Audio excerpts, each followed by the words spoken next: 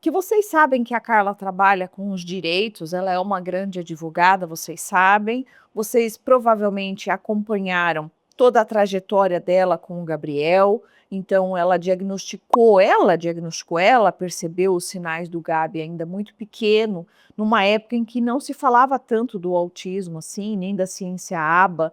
Então a Carla foi muito protagonista nos tratamentos do Gabriel, claro que com a parceria do Zé, do marido dela, porque é muito difícil para uma mulher fazer tudo isso sozinha. Então, a gente estava aqui nos bastidores falando sobre isso, né? Que num time nem todos podem ocupar a mesma posição, né, Carla? Isso é muito legal.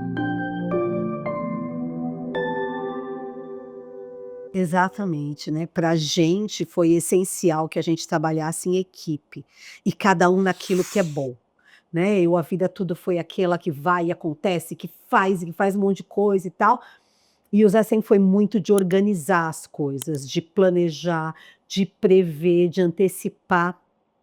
Quando a gente recebeu o diagnóstico do Gabriel, a gente teve que cada um assumir esse papel. Quando o Gabriel recebeu o diagnóstico, para mim foi muito assustador, porque eu acho que pela primeira vez na vida eu não tinha ideia do que estava acontecendo, eu não tinha controle daquilo. Quase tudo que eu fazia eu estava pronta para enfrentar. O diagnóstico dele não. E a gente teve que parar, estudar, e ali foi essencial. É como se o Zé tivesse falado para mim: espera um pouquinho, deixa eu assumir agora. E ele passou na minha frente. E ele começou a levantar um monte de coisa, ele trazia coisas para eu estudar. Ele estudava enquanto ele trabalhava e me trazia coisas, mandava link, assiste isso, lê não sei o quê. À noite a gente varou madrugada, trocando ideia daquilo que a gente tinha aprendido, porque há 10 anos atrás a gente não tinha canal de YouTube falando de autismo, a gente não tinha podcast, a gente não tinha site, tinha revista Autismo e o site do Hospital Sabará, que tinha outro nome naquela época. Era a única coisa que a gente tinha sobre autismo, fora isso era só nos livros. Então a gente começou a procurar em sebo, assistir, ler coisas em inglês, e o nosso inglês é muito tupiniquim, mas a gente precisava buscar mais informação. Ele ajudou a Vocês organizar tudo faziam isso isso. juntos, Carla? Juntos. Como que funcionava, né, assim, na prática? De final de semana, domingo, a gente ia para a livraria. Então a gente se dividia em livraria e a gente folheava livros sobre autismo e via alguns livros que para a gente fazia mais sentido, que a gente achava interessante. Depois de umas 2, 3 horas na livraria, a gente se juntava. Ó, achei esse legal por causa disso, disso, daquilo. Ele, ó, eu gostei desse. Então a gente chegava em um livro da semana e a gente levava para casa. E aquela semana eu estudava aquele livro e a gente trocava aquilo que a gente tinha aprendido à noite. E você ia estudando e aplicando com o Gabriel, naquela sala que você criou de recursos para ele? Então, quando eu fui aplicar com o Gabriel, foi ainda um segundo passo. No início, quando a gente recebeu o diagnóstico, a gente decidiu que a gente não ia fazer nada, a gente ia estudar.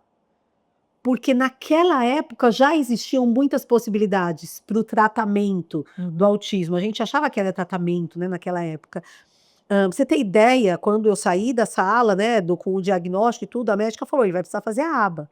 E eu fui procurar o que que era a aba na internet. E aba para mim, Lu, parecia adestramento de cachorro. Eu lembro perfeitamente de eu falar para o Zé: o Gabriel não é cachorro, eu não vou ficar dando biscoitinho para ele aprender as coisas, porque eu achei um absurdo aquilo. Então a gente precisava estudar e entender minimamente o que que era o autismo e como que funcionava todas as terapias, para que a gente pudesse decidir o que que ia fazer com ele. Então, no primeiro mês, ele não fez terapia nenhuma. A gente resolveu estudar. E essas madrugadas, a gente varava à noite, sábado, domingo, a gente lia teses, lia livro, pegava material em sebo, falando a respeito de autismo e tudo, até que a gente conseguiu entender um pouquinho. A gente contratou uma consultoria, e aquela consultoria foi assim uma virada de chave, porque a gente já tinha aprendido muita coisa. Com essa consultoria, ela viu uma série de vídeos do Gabriel e aí ela foi trazendo aquilo que a gente conhecia, que a gente aprendeu nos livros, na prática com o Gabriel. Foi com ela que a gente aprendeu que a gente tinha que ter objetivos para 3 meses, 6 meses, 1 ano, que a gente precisava seguir uma lógica de desenvolvimento para trabalhar com ele, que ele tinha terapeutas, mas que a gente podia fazer muita coisa para ele em casa, tudo. Foram umas 3 horas de consultoria, onde a gente conseguiu, acho que, virar a chave de como que funcionava tudo isso. E aí a gente partiu para as terapias. Ele fazia, a princípio, psicóloga e fono. Eu nem sabia o que um terapeuta ocupacional fazia. Eu nem conhecia o trabalho do terapeuta ocupacional, mas a gente começou a fazer muita, muita, muita coisa em casa com ele. Porque na minha cabeça não fazia sentido eu só levar o Gabriel para as terapias. Há 10 anos atrás não se falava em 20, 30, 40 horas de De terapia. terapia. Quem fazia 10 horas era só gente muito, muito rica. As pessoas faziam 2, 4, 6 horas. Uma vez por E na semana. minha cabeça não fazia sentido isso, porque Uhum. ele estava muito tempo comigo.